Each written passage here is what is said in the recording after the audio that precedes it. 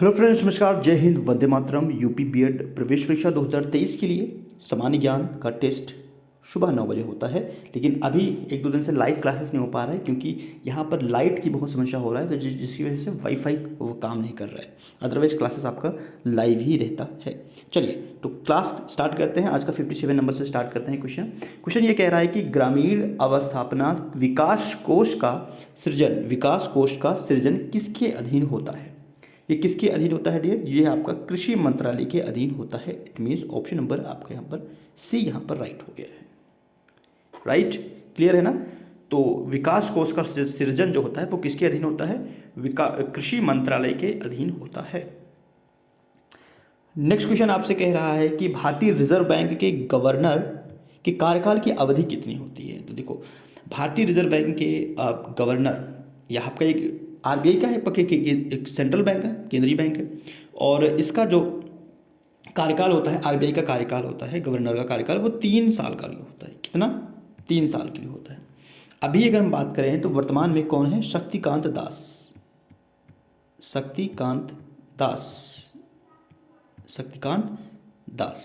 ठीक है, राइट, शक्तिकांत दास हैं। इसको इस्टेब्लिश कब किया गया था? 1935 में इसको इस्टेब्लिश किया गया था। कहाँ पर? तो पहले इसको कोलकाता में था, बाद में इसको स्थानांतरित कर दिया गया था। लेकिन अभी हेडक्वार्टर की बात करेगा तो आपका मुंबई है, ठीक है। ये भी याद करो कि मुंबई इसका क्या है? हेडक्वार्टर है, ठीक है। क्लियर है ना सभी को? राइट, चलिए तो नेक्स्ट मूव करते हैं। क्वेश्चन नंबर आपका 61। क्वेश्चन कह रहा है कि निम्नलिखित में से किसमें कार्बन नहीं होता है? कार्बन किसमें नहीं होता? हीरा, ग्रेफाइट, बलुआ पत्थर या कोयला। 61 नंबर क्वेश्चन है, 61। तो ऑब्वियसली इस बात है, देखो, हीरा, ग्रेफाइट और कोयले में कार्बन होता है। हीरा, ग्रेफाइट और कोयला, इसमें कार्बन होता है, जबकि आपका बलुआ पत्थर में नहीं होता है। It means option number D यहाँ पर लॉक करेंगे, ठीक है। क्लियर है ना? नेक्स्ट आपसे पूछ रहा है कि भारी जल क्या है? भारी जल क्या है? 62 नंबर क्वेश्चन है। भारी जल, इसको बोलते हैं D2O। भाई भारी जल ये क्या है? भारी जल क्या है? तो यह आपका एक मंदक, राइट, क्या है? एक मंदक है। ऑप्शन नंबर बी यहाँ पर आप लोग लॉक करोगे, ठीक है, राइट, D2O। नेक्स्ट है, निम्नलिखित में से किस धातु को चाकू से काटी जा सकती है? भाई चाकू से किसको काट सकते हो? चांदी को, जस्ता, सोडियम, एल्युमिनियम। बताइए, 63 नंबर क्वेश्चन है। तो हम किसको चाकू से काट सकते हैं? सोडियम को। डी ऑप्शन, सोडियम, ठीक है। किस धातु को काट सकते हैं? सोडियम को। वर्षा ऋतु में लकड़ी से बने दरवाजे फूलने का कारण? भाई वर्षा ऋतु में, बरसात के मौसम में आप देख सकते हो अपने घर के आसपास जो भी आपके यहाँ लकड़ियाँ होती हैं वो फूल जाती हैं। तो फूलने का के पीछे क्या रीजन होता है? तो इसके पीछे जो रीजन होता है, अंतः शोषण। क्या रीजन होता है? अंतः शोषण इसका एक प्रमुख कारण है। तो वर्षा ऋतु में लकड़ी से बने दरवाजों के फूलने का कारण अंतः शोषण होता है, ठीक है। नेक्स्ट कह रहा है, पादपों द्वारा वायुमंडल में जल परिवर्धन की प्रक्रिया क्या कहलाती है? एक प्रक्रिया आपका क्या कहलाती है? ये प्रक्रिया कहलाती है वाष्पो उत्सर्जन, ठीक है। पादपों द्वारा वायुमंडल में जल परिवर्धन की प्रक्रिया कहलाती है वाष्पो उत्सर्जन। क्या कहलाती है डियर? वाष्पो उत्सर्जन। विटामिन सी का रासायनिक नाम क्या है? विटामिन सी का रासायनिक नाम क्या है? एस्कर्बिक अम्ल। विटामिन सी का रासायनिक नाम एस्कर्बिक अम्ल है, right.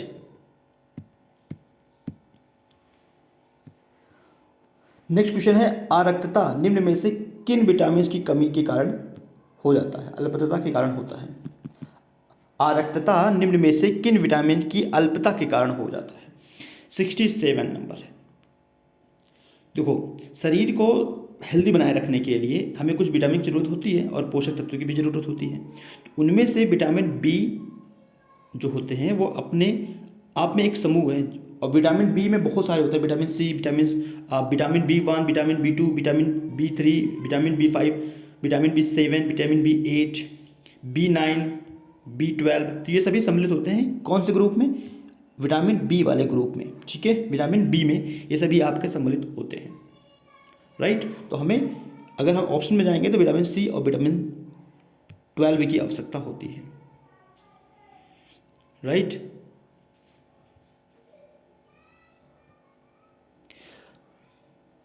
RBC red blood cells या यूँ कहें कि लाल रक्त कणिकाओं की कब्रगाह किसे कहा जाता है, कब्रगाह किसे कहते हैं, या कब्रिस्तान किसे कहते हैं? तो कब्रिस्तान किसे कहा जाता है? Delhi, option number B, right.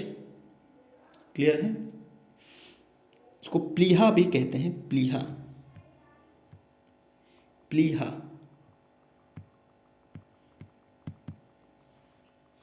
ठीक है डियर, प्लीहा या दिल्ली भी बोल सकते हो। तो बायोलॉजी में एक वर्ड्स को कई तरीके से नाम दिया जाता है। निम्नलिखित में से कौन सा एक प्रोग्रामिंग भाषा नहीं है? प्रोग्रामिंग भाषा नहीं है। VBC, oracle and Java. 70 number question है। तो विजुअल बेसिक्स, सी और ऑरेकल, ये तीनों हैं आपके। नहीं, इसमें ऑरेकल नहीं है आपका प्रोग्रामिंग भाषा, बाकी जावा भी है। ठीक है, क्लियर है ना? तो ऑप्शन नंबर सी, राइट। चिपको आंदोलन किससे संबंधित है? चिपको आंदोलन ये किससे संबंधित है? प्रोजेक्ट टाइगर, पौधा प्रजनन, वन संरक्षण, ऊतक संवर्धन से। चिपको यह आपका पर्यावरण से संबंधित था, अर्थात यह आपका वन संरक्षण से संबंधित आंदोलन किया गया था, ऑप्शन नंबर सी, राइट। तो किसानों ने वृक्षों की कटाई का विरोध किया था, ठीक है। तो चिपको आंदोलन इसी के लिए किया गया था, पर्यावरण सुरक्षा या यूँ कहें कि वन संरक्षण। क्वेश्चन नंबर आपका है 72। वायुमंडल में पाए जाने वाले धूल कणों के आर्द्रताग्राही कण क्या कहलाते हैं? कहते हैं आर्द्रताग्राही कण कहते हैं, क्यों? 72 नंबर क्वेश्चन है। क्यों कहते हैं? क्योंकि वे अच्छे संग्रहण केंद्र होते हैं, जल का अच्छा शोषण करते हैं और इनके इर्द गिर्द ठंडी हवाएं होने से संग्रहण की प्रक्रिया होती है। तो उपरोक्त में से सभी यहाँ पर ठीक है।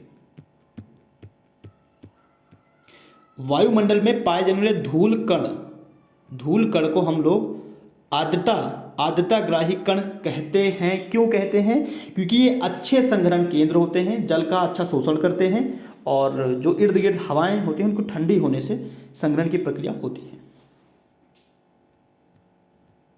बेसिक सचीज था। जब जहाज अंतर्राष्ट्रीय तिथि रेखा को पश्चिम से पूरब पार करती है तो उसकी तारीख क्या होती है? तो भाई उसकी तारीख एक दिन क्या होती है? बढ़ जाती है, ऑप्शन नंबर ए, ठीक है। मिल्खा सिंह, जीव मिल्खा सिंह किस खेल से संबंधित थे? यह आपके शतरंज, गोल्फ, कुश्ती, मुक्केबाजी। बताइए, जीव मिल्खा सिंह ये आपके एक क्या थे डियर? गोल्फर थे, ठीक है, option number C. Jeev Milkha Singh professional golfer थे, राइट। और अगर मिल्खा सिंह की हम केवल मिल्खा सिंह की बात करें, नाम अलग अलग है, मिल्खा सिंह की बात करें, मिल्खा सिंह को हम लोग फ्लाइंग सिख बोलते हैं और मिल्खा सिंह एक धावक थे, ठीक है। मिल्खा सिंह के ये पिता हैं जीव मिल्खा सिंह। किसके पिता हैं? मिल्खा सिंह के, मिल्खा सिंह। इनकी फादर मिल्खा सिंह के जो फादर थे जीव मिल्खा सिंह, ये एक गोल्फर थे और इनके पुत्र की बात करें तो ये एक धावक थे, ठीक है।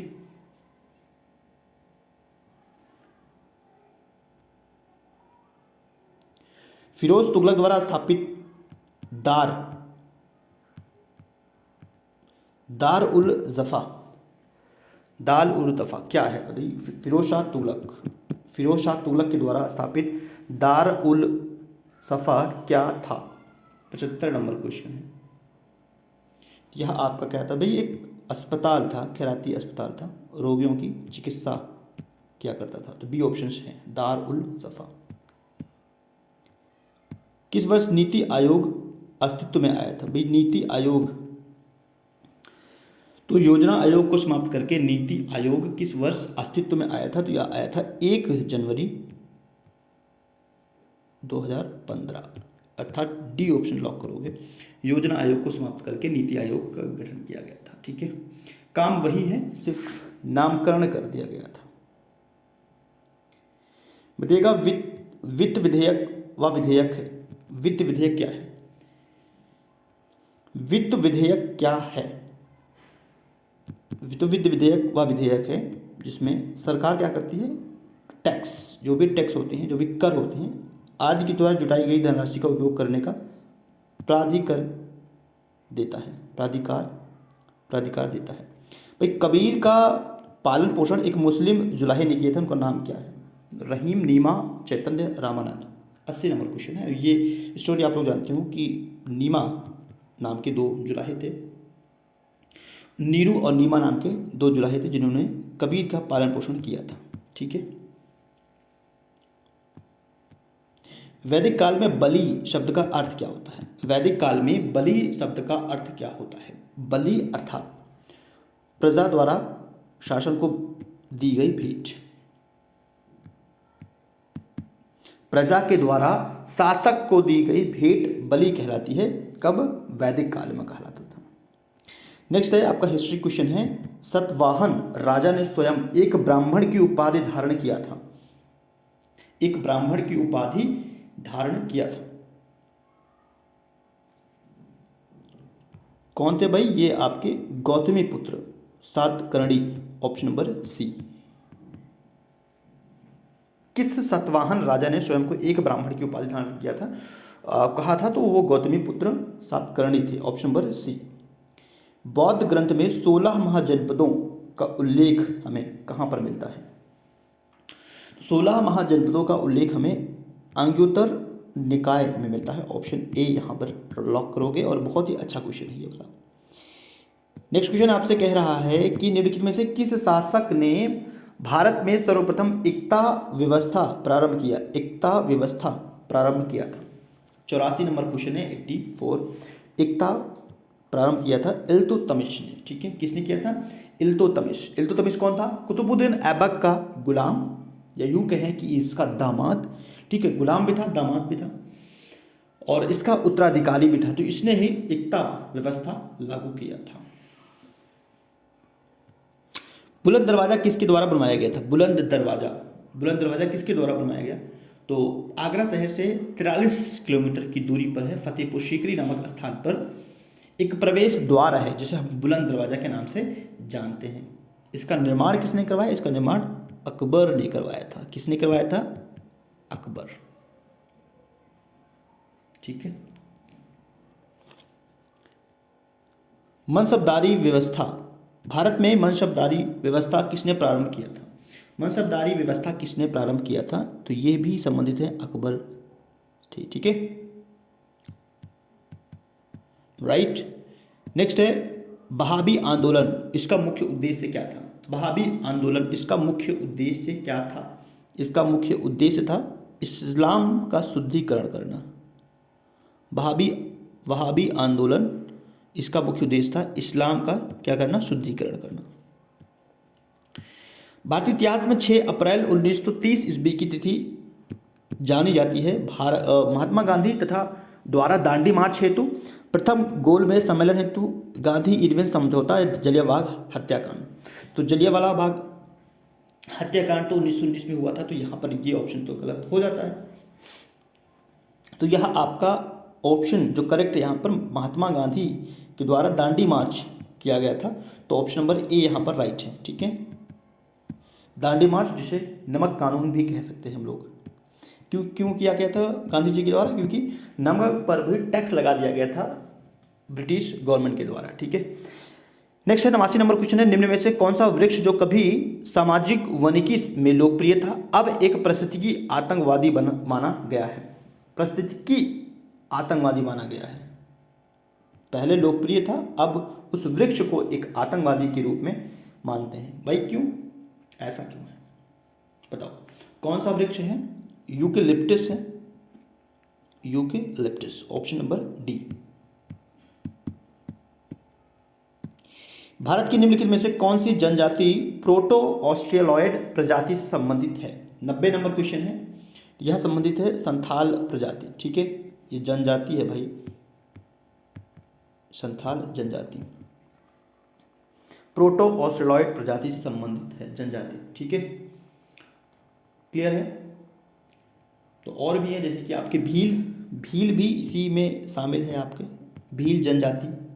ठीक है, संथाल है, भील है, कोल है, ये सभी जनजाति अब प्रोटो ऑस्ट्रेलॉयड प्रजाति से संबंधित रखते हैं। दक्षिण अफ्रीका में रहने की अवधि में महात्मा गांधी ने निम्न में से किस पत्रिका का प्रकाशन किया था? किस पत्रिका का प्रकाशन किया था? नवजीवन, इंडिया गजट, अफ्रीकन या फिर इंडियन ओपिनियन। जब महात्मा गांधी दक्षिण अफ्रीका में थे तो उस समय उन्होंने इंडियन ओपिनियन इसका प्रकाशन किया था। ठीक है, इंडियन ओपिनियन। यहाँ पे कन्फ्यूजन जो हो जाता है नवजीवन में और इंडियन ओपिनियन में होता है, बट याद रखिएगा इंडियन ओपिनियन यहाँ पर राइट है आपका। क्लियर है सभी?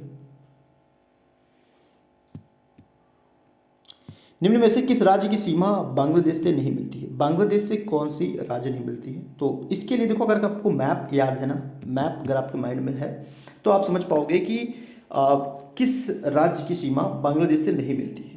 और अगर मैप नहीं छपा है दिमाग में तो फिर गलती कर जाओगे। ठीक है, ऑप्शन वैसे मणिपुर आपका करेक्ट है, बाकी सभी आपके बांग्लादेश से लगे हुए हैं। ठीक है,